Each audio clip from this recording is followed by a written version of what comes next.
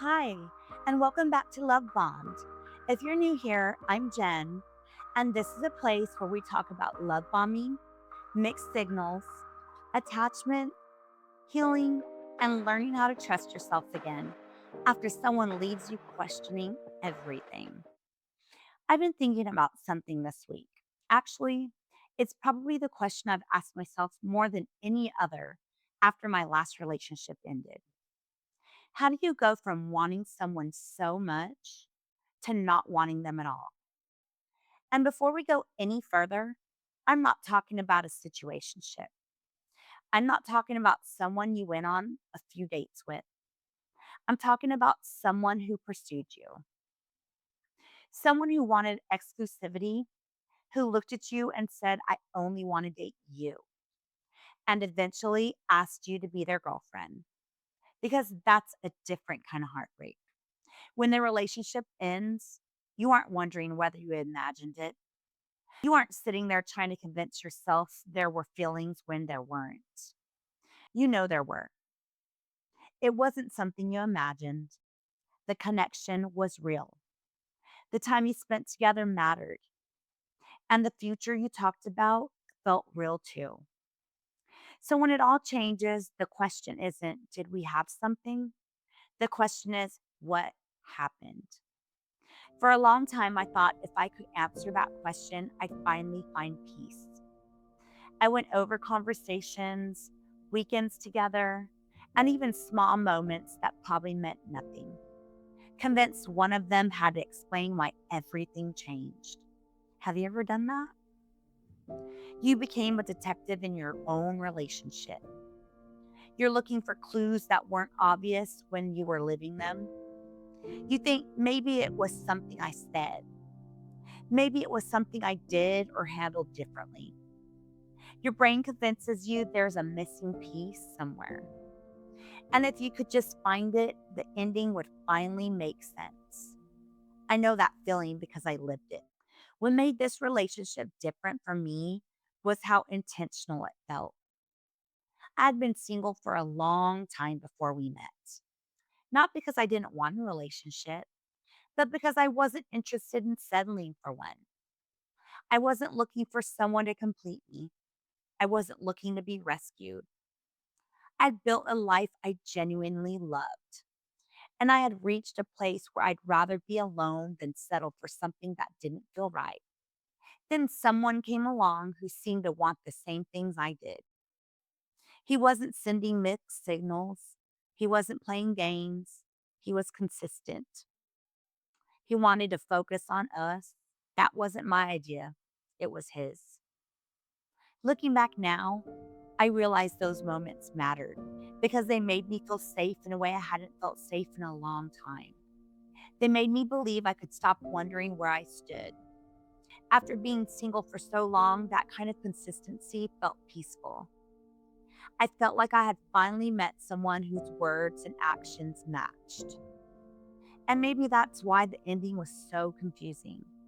Because it wasn't just that the relationship ended, it was that the person I experienced in the beginning didn't seem like the same person I experienced in the end. That's the part I couldn't reconcile. It wasn't that I wanted to get back together, and it wasn't that I couldn't accept that it was over. I simply couldn't understand how someone could go from being so intentional to feeling so distant. Maybe you've experienced that too.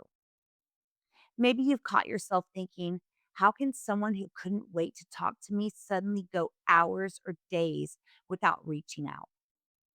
Or maybe you've wondered how someone who once made you feel like a priority could suddenly make you feel like an obligation. That kind of change messes with your confidence because eventually you stop asking what happened to them and you start asking what's wrong with you. I think that's where so many of us get stuck. We assume someone else's change must have been caused by something we lacked. I know I did. I questioned my judgment. I questioned whether I had trusted too quickly. I questioned whether I had somehow missed signs everyone else would have seen. What I didn't question was whether I was worthy. Not at first.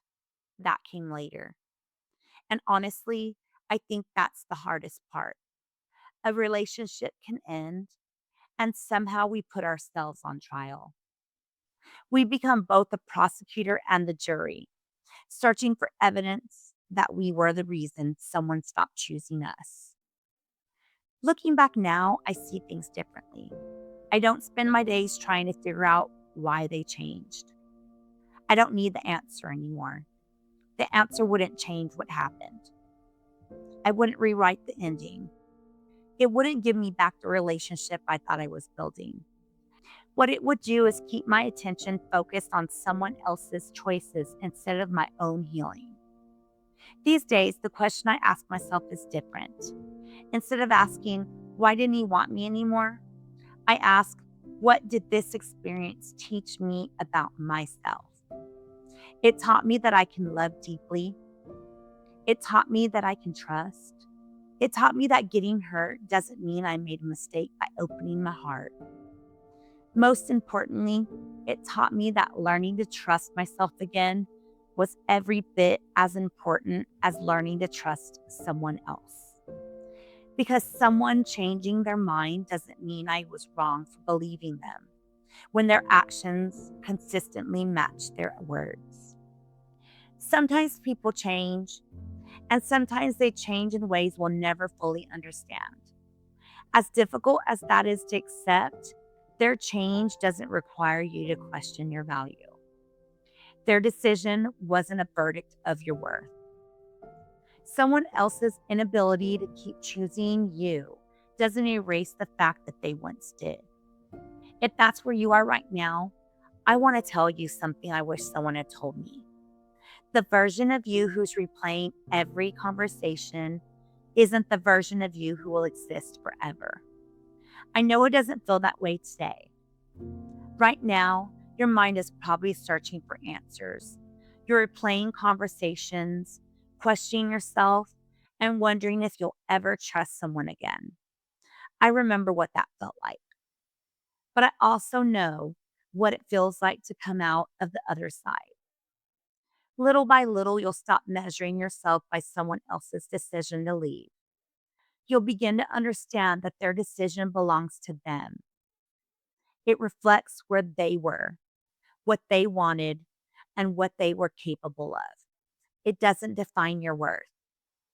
One day you'll realize you didn't lose your value when they walked away.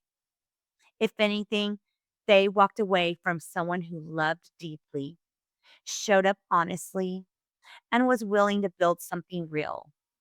That doesn't make you the one who lost your value. It means they lost someone who was willing to love them well. That's not your loss to carry, it's theirs. I also want you to know this. If you're still asking these questions months later, it doesn't mean you're obsessed. It doesn't mean you're weak. It usually means you loved deeply, trusted fully, and experienced an ending that didn't make sense. Anyone would struggle to make sense of that. And then something beautiful starts to happen. One day you'll notice you went an entire afternoon without thinking about them, then an entire day. You'll catch yourself laughing without forcing it. You'll make plans you're excited about. You'll start dreaming about your future again instead of grieving the future you thought you had. And that's the thing about healing. It rarely arrives all at once. It happens so quietly that sometimes you don't even realize it's happening until you look back and notice how much lighter your heart feels. If you're listening today and you're still carrying the weight of that same question, I hope you'll borrow a little of the peace I found. You don't have to solve the mystery of why someone changed in order to move forward. You don't have to understand every ending before you can make peace without it. Sometimes the peace begins the moment you stop chasing answers that only one person can give and start rebuilding the relationship you'll have for the rest of your life. The relationship with yourself. I know it may not feel like it today, but I promise this won't always hurt the way it hurts right now. One day you'll look back and realize you survived something you never thought you could, and you'll be proud of the person you became because of it. If you want to share your love bomb story anonymously, you can send it to lovebombedpod@gmail.com or just use the link in the show notes. I'm Jen from Love Bombed, and I'll see you in the next episode.